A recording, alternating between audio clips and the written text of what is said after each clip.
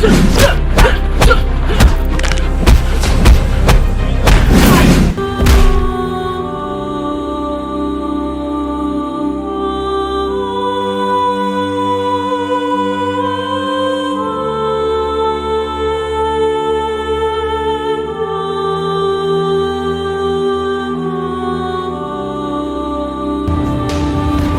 name is Haka. I am 25 years old. I'm gonna tell you my life story, but pay much attention and listen to me with all your soul. Many people in the world are very selfish, especially those who have higher position in richness and health and wealth. And they make poor ones become hosted by their greed. That changed me, and that is what happened to me. And I became a wicked person and dangerous one. My behavior had changed negatively, but you can wonder how my story had ended. It is not better or it is not worse, but very worst more than you can imagine. My life had been ruined and destroyed dangerously, and my future became a curse.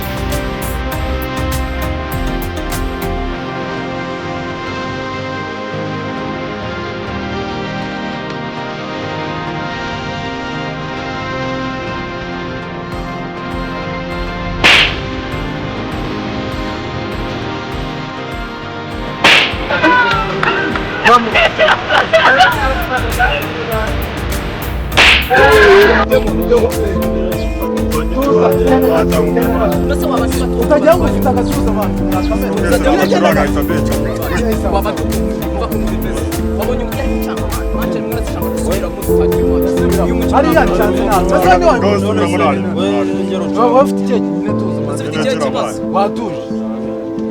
ariko nta bijumba uri kurya wagenze cyangwa cyo bireke bana uzana umuntu w'umunyamuka bandanye yaranga kuzore kamwereke cyangwa nasana arike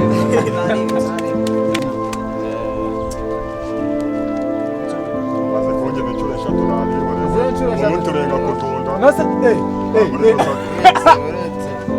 aho nase wegira mara ngayo reka nyine zirambikaza hatabaye yihe isara maninga ni wayinesha abagore bararwaye ngo nutsinze akaraka ndatashye makina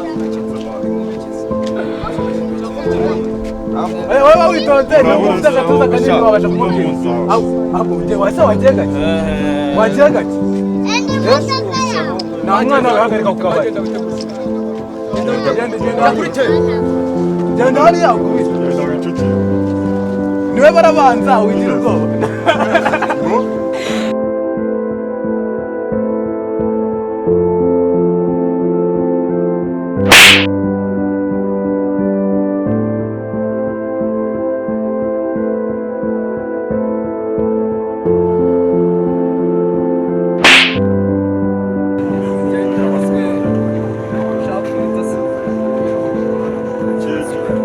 Ari kujya he cyana gucika onda neza menya kurimbwa asemani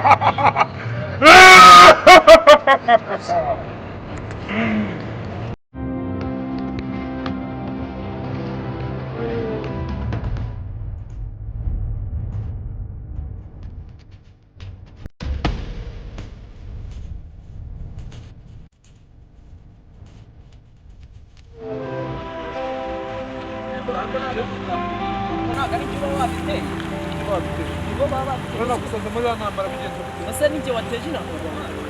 Ese urabona najya kwicara ngo ngikutese. Ntabwo kugenda muri nkora intambara hejuru yawe. Bino hano.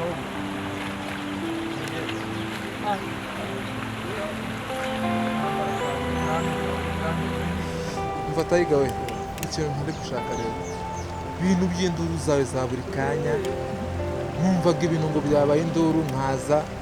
Nje kugira ngo utabare wakubise. Reba nk'ejo bundi. Nabwo ari gukina urusimbi sanga wasere n'abarara. Ese buriya gukora mu ijisho. Ako ntabwo ari byo Rwanda. Buri gihe wagiye mu rusimbi. Ntabwo uri wa muntu wakora ibyo ukora ngo uve mu nzira ukarwana. Bumva kurwana ari wo mushinga nicyo kintu kizatugezaho.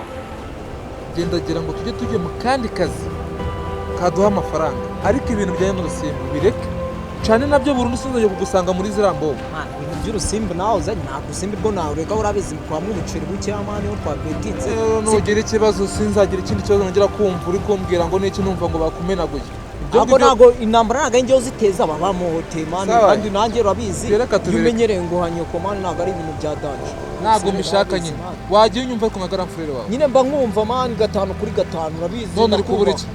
Uri kubura iki? Jewe ntabwo nzongera kurwana ku mihanda ngo usanga ngo nateje ibintu by'ibibazo. Okay. Zambyihangane ni habi intambara mite ngata ku muhanda mite nikomeza. Ibyo reka tubireke sasa. Kugira ngo tujye mu kazi. Kare. Ngo nyumvire.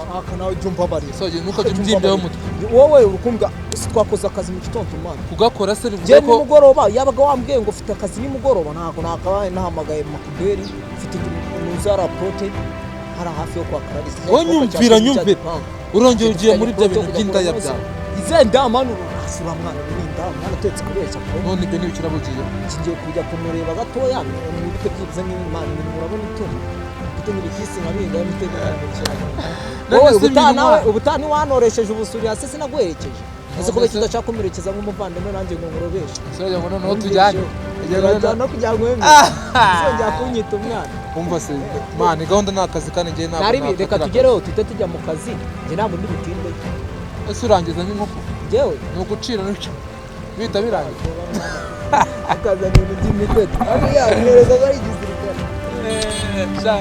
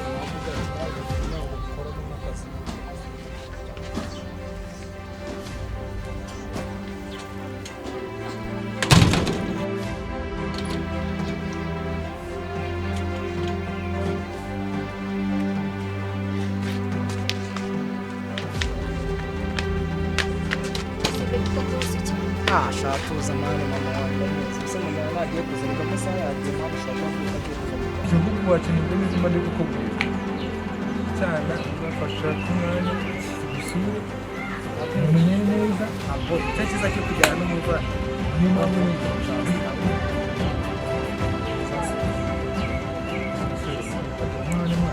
mama na ku buryo wasanga umusura hano se akabyagana no kugira ngo twaje ntabwo yahita nanyica ahubwo se ibyo mba nkubwira urumva wowe teka umwanya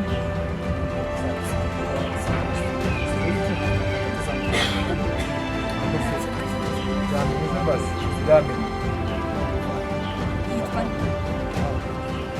ntabwo musa si ngombwa ngo si ni ngombwa ngo abantu basabe ko babaye ndetse njye nawe uko tujya gusa dupfana none sawa uko ngiye tudasenge dupfana iki mbese ubwo uri kubona iyo sura yawe isa n'iy'inguyu kuburyo ataba ari umuvandimwe se ndetse ubundi umuvandimwe njye reka mubwire ushaka kuzamwijyanira ahantu hamwe gusa ni iki uyu cyangwa ni uyu nguyu wakiri ndi kukubwira ndetse hari uwundi ndi kukubwira oya ariko nta kibazo uri umuvandimwe ya urumva yuko ufiteho uburenganzira nawe mufiteho uburenganzira niyo mpamvu uvuye ko ndi umuvandimwe sibyo uzabyemera nta kibazo nzaza kumusura ndetse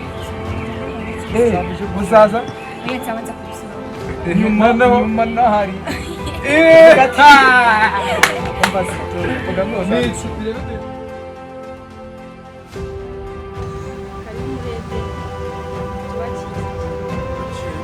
Zanira apeti mitsiko.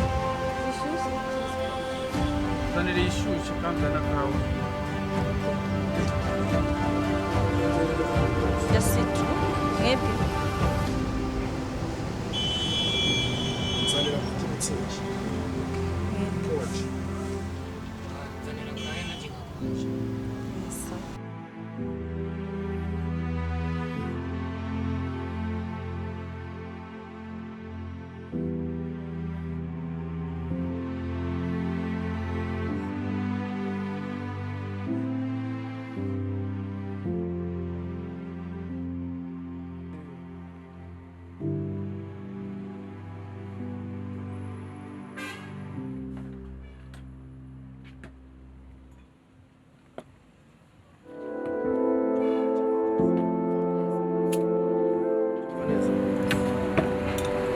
Ikigezweho kuganira gahunda z'akazi ubyumva neza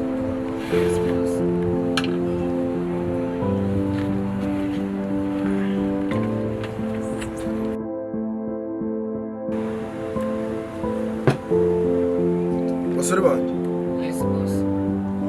muzi ikitwicaje aha ngaha igikorwa kitwicaje aha ngaha murakizi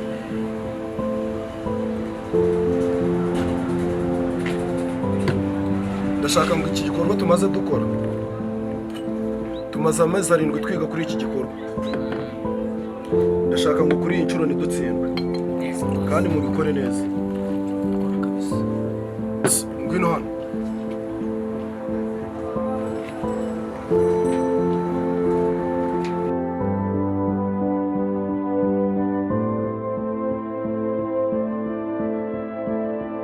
ibintu turimo urabona yuko bigoye urumva neza genda uzanire cya gisambo bita haka kibwire yuko bose agishaka urumva neza go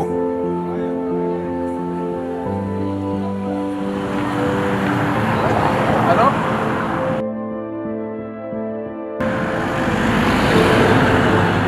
ni haka muvugana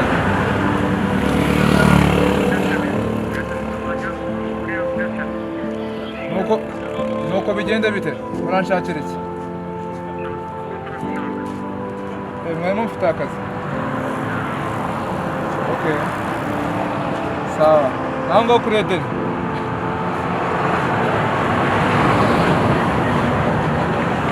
ya timu ya bosi ya genge nshaka gukora akazi ujya tujyane no wari umuvandimwe nawe tujyane n'ubundi ibindi byose biri bube nta kibazo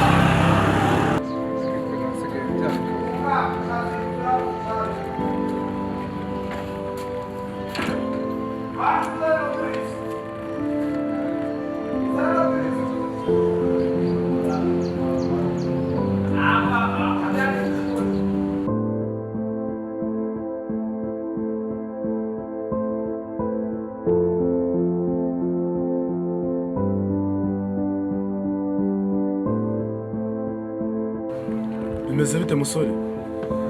Meze neza. Wanze yuko naguhindurira ubuzima ukava ku muhanda muri ziriya mbogo? Uwo mpindurira ubuzima? Ntabwo nshaka uwo mpindurira ubuzima. Musore urabona twiyunzeho tutagira ikipe nziza? Ntabwo nshaka kujya mu mbiyungeho. Nshaka gukora njyenyine, nshaka kubaho njyenyine, nshaka gukora ibintu byose nta muntu n'umwe ufite njyewe. Niyo mpamvu nta kazi kari nshaka. Waretse nkaguhindurira ubuzima? N'ubundi areba impindurira ubuzima, njyewe ubwanjye mfite uburyo nakwibeshaho. Niyo banki mugira ngo munjyane njye kwiba, nayibona njye ubwanjye njyenyine. Ubwo rero nabasha kuba nakwihindurira ubuzima, nta bintu byanyu nshaka. Ariko ukoranye na groupe wabona ko ari byiza. Ushaka gukorana nawe?